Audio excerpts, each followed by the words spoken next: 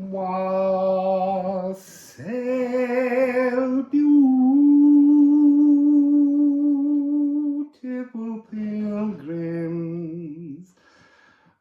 So yesterday's reading, I missed out something that I wanted to say. Between the point at which, it's because Jupiter came out, it was being so big and bullish. Between the point at which they go into a perfect exact conjunction and Mercury zipping in, Pluto goes from being beneath the earth to poking his head out.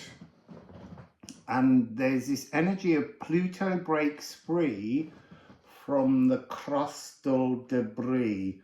So the ice volcanoes, and they're on Neptune, or one of Neptune's planets, that I didn't check. Anyway, the ice volcanoes must now melt. It's breaking free from a coma, an emotional coma. So this is about speaking up to declare desires to Pluto, to the planets, to the deities, whoever you want to speak to. Work with the planets to storm the old castle and knock it down. It's like declaring that you are about to have a controlled tower moment. That's the important key here. Now, for some reason, the document I made, it won't expand, so I have to squint to see what is the alignment here. So let me just find, this is the 9th of the 6th of the 9th. So this is divine outer, divine transformation begins. Remember, Jupiter will spend about 12-13 months in each sign. This is a massive frequency, coming home to truly divine emotions. So it's a big frequency and a big ask. So I'll probably put a chart up now just so that you can see things. This is about growing our energy wings, Jupiter and Mercury. So this is a minor second, a G and a G sharp, but it could also be a G sharp and a G containing all the space to transform, but it's somehow chiseling down, pulverizing it and bringing it into a minor second so that it can act like a surgical scalpel and transform things, cut out the rot. So rather than going on, I'm just going to go into the cards and see what Jupiter would like to share, what Mercury might like to share, what the harmony of the elves and the harmony of the mycelium and all the other planets and asteroids, what they would like to say about this frequency coming in. So we have two, one up, one down, and we have Sulfur. Now, Sulfur is a beautiful card. Sulfur is the second process part in an alchemical process. We make space, and that's very much ringing in towards this energy of the eclipse tunnel in September, because it's in that Virgo energy of opening space. So we're opening space, and this is allowing sparkling new narratives. It's a 13/8 rhythm. This is a divine rhythm. Divine, 9, 6, the world around you, 9, divine. It's transforming how the divine shines outside of you. So it's that's a really interesting energy. 13/8, 1 2 3 1 2 3 1 2 3 1 2 1 2 1 2 3 1 2 3 1 2 3 1 2 1 2. It's one of my favorite rhythms. It is my favorite rhythm because it's something you can kind of dance to, but it has this divine, you see, I want to say a divine hiccup. It doesn't fit the normal structures. It's a complex compound rhythm rhythm, and it's to do with the soul.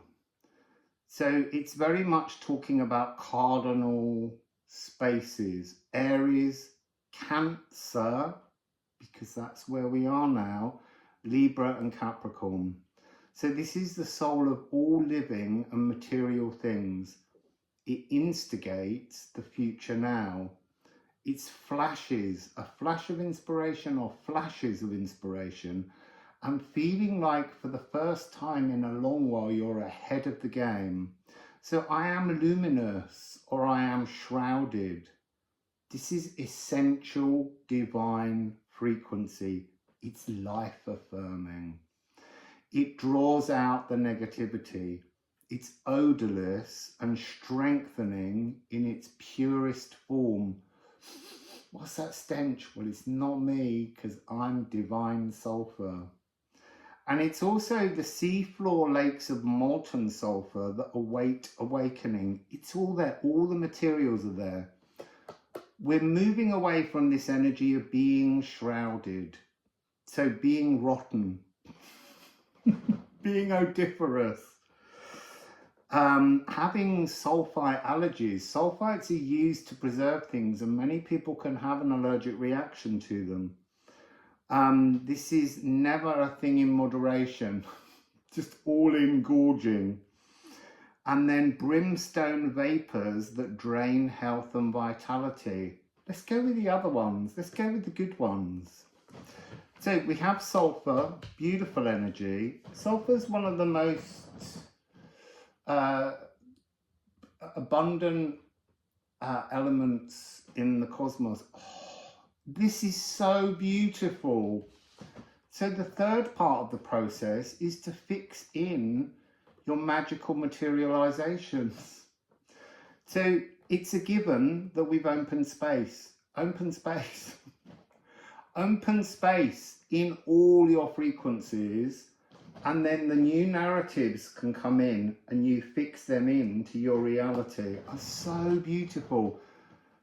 I mean, look, if you're going to roll in the great big planet of Jupiter, you need a lot of space. So there's a lot of magic that can be materialized. This is about setting time, going back to a 4/4 rhythm.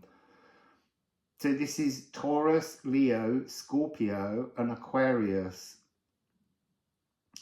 This is also the energy that reminds us how to ease the bitterness of spiritual growth. Look, we all go through those moments when spiritual growth feels elusive, it feels narcissistic. You know, I've often accused spirit of being the biggest narcissist in my life. But this is the substance of all physical things being lined up. It's completer frequency. And look, completer frequency, we have to give ourselves permission to complete, to end, to change. And it's the great contractor. It's like that final push as a mother births a child. It's that final push as you birth your new reality. So I am materializing, or I am fruitless. So on the fruitless side, it's that sense of corroding, tumbling, falling down, being unable to stand in the face of all the things coming towards you. It hardens your heart. It slows your response and your emotions. And it's the foundation of material greed. I need this. Rather than, I'm grateful I have this. It's amazing that I brought this to life in my reality. So no longer being worth your salt. Now that's interesting, because salt is this energy that materializes. And Roman soldiers, you see, back to Mars, they were paid partly in salt, because salt's an essential component to keeping us alive. And so in the Spanish and Latin-based languages, salt is sal. And so salary comes from the idea that part of what you were paid was in salt. So part of what you are owed is in the magical materializations that are part of your divine inheritance. That's the frequency coming through. So let's go to a Liffruma. Might just be 4 cards today because we're already on 10 minutes. So what else about Jupiter entering? So we have one. Oh, look, it's Os. Os is Godmap. Oh, Os is when we take this energy of the fresh water, the new sparkling springs, the source. And as it runs down, the rivers gather speed, they gather strength, they grow, they become bigger. At the beginning, they were just a small trickle. And then they enter the ocean where the salt is. And that's the point at which you can materialize things. This is each atom an unhatched cosmic egg of unmatched mystical potential. And again, it's got this energy to rise up is to speak up, to give song to ancestral codes of healing nestled in all our vessels of the world soul. Galdea, your best life. Reach forwards and commune. So Galdea is to speak magic into the physical world through sound waves. And so that's very much Mercury being given an expansive voice to call in the sulfur and to fix it in with the salt. Then we have Tyr. Tyr is to smelt, to transform. And that's what this is about. Jupiter is here to transform your soul, the heart of your galactic inheritance. And this is a proto-god. Tyr was god of gods. Tyr was Os before Odin or Woden became. And there's a beautiful line at the end of this. Wisdom is beauty and compassion ageless. So that has something to do with how you wish to materialize the golden path moving forwards. And then we have Sunsteder. So this is the first reference we have to Solstice. So we've got to get through Solstice. And then Gununga Gap. This notion of behind the veil, in the ice realms, Orthumbla, the holy cow, licks the salt rime. And within the salt rime are physical creations, but they're somehow energetic, and they are the sparkling new narratives that are waiting to be fed down. There's something about this 19th of August that's really quite essential, because that's this humbling, this bowing, this taking the knee, showing fealty to the cosmos, not in a kind of you're better than me, but I work with you and together we build. Something along those lines. So let's just get some ceramics that beautiful Daniela made. See, it's really weird being reminded of the sulfur and the odoriferousness, and I was thinking I've just had a shower and I smell much better. Look, Wendhorn. Wendhorn! So this is the great unbinding. This is working our way through the moon to the dark side of the moon, because that's where all the sweetness is hidden. And then we have 33, which is Gar. This is Odin's spear on which troths are made. How we shift from one timeline to the next, from one Janus Geminus, eclipse tunnel, to stepping into the new one. The old one's had its purpose. It will fade away, but we still need to walk with it as we step into the new one. Oh, look. And then we have 34, which is calc. Anchoring in the new eclipse path, bringing it into reality. You have to unanchor from the old to anchor into the new. And so the other energy I'm being shown is that we have the Gifu energy on each of them. A gift awaits us when we do the journey, when we face the pathway, when we allow change, when we give ourselves permission to transform the entire world around us. So that's what Jupiter is working on. What's on the bottom? It's this promise. You will be gifted with a new energetic cape from the highest realms. This is Nithogir.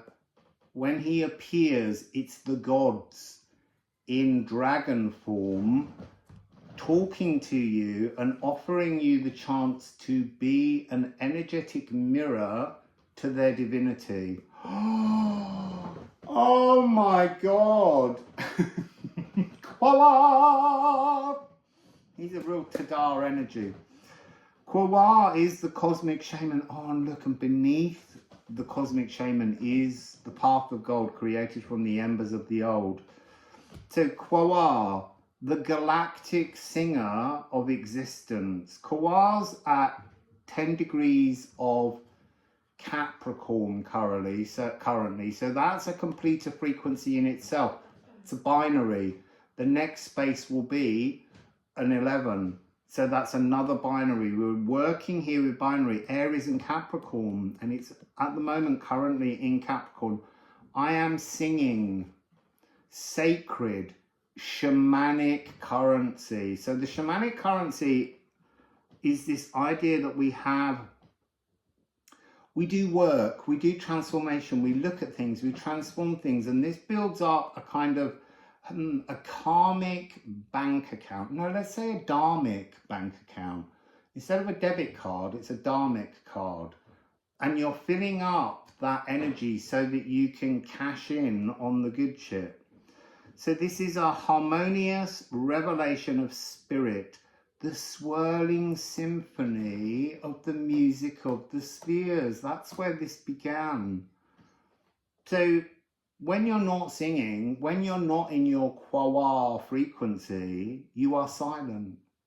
And it's almost like standing in the arena of the gods and deities and being so overwhelmed that you have no voice. You are inert. You are the wrong song. And you're not investing in life, your life. This is the chaos of unknowing and trapped neath the vocal canopy of the past. We have to let go of it. So this is a wonderful, wonderful frequency. It's sacred songs of life, creation codes to bliss, and a true mystical experience.